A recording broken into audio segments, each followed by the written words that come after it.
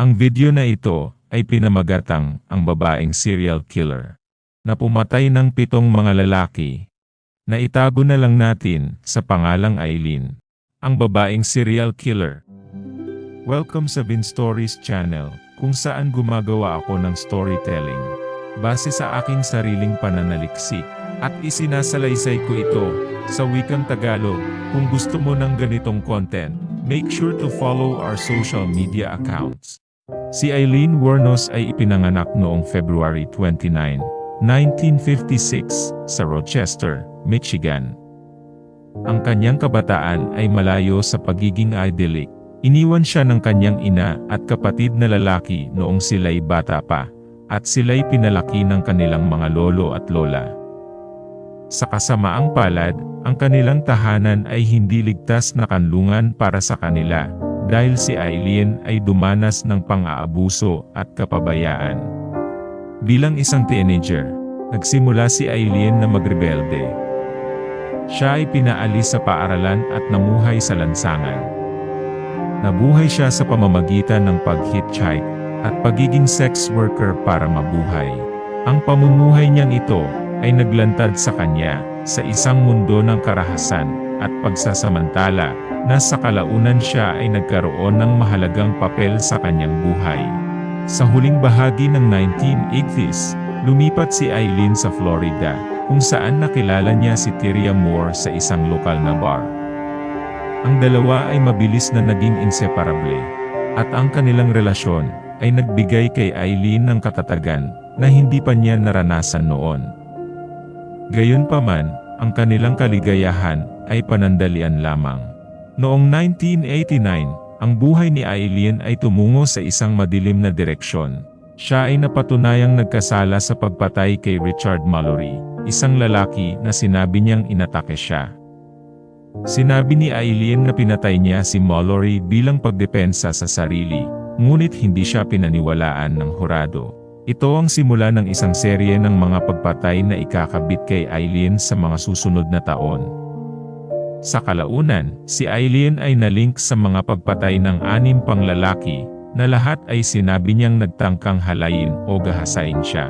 Bukod kay Richard Mallory, ang unang biktima ni Aileen Wuornos ay si David Spears, isang construction worker, na natagpuang patay noong June 1, 1990. Ayon sa mga ulat, si David Spears ay natagpuang patay sa isang highway sa Florida, na may 2 tama ng bala na nagmula sa isang .22 caliber na baril.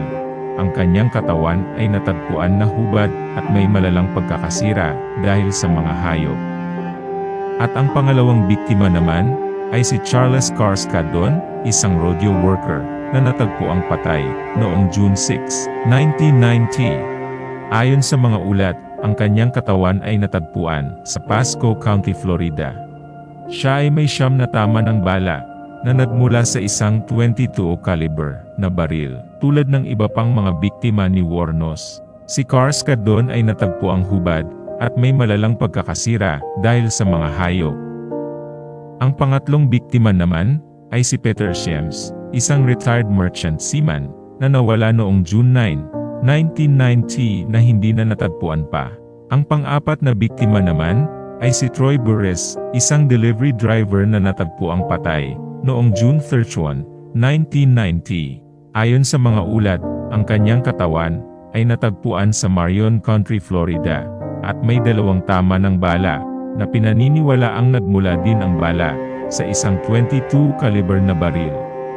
At ang pang-5 biktima naman ay si Charles Dick Humphreys, isang retired U.S. Air Force Major, na natagpuang patay noong September 12, 1990.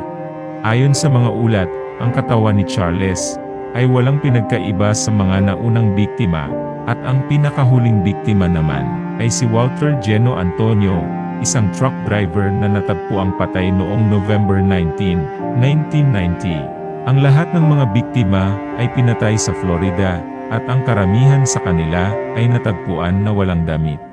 Ang kaso ni Aileen Wuornos ay nagdulot ng malaking issue sa lipunan, at nagdulot ito ng mga pampublikong diskusyon tungkol sa kaligtasan ng mga kababaihan sa mga vulnerable na sitwasyon at ang pangangailangan ng mas mahusay na proteksyon.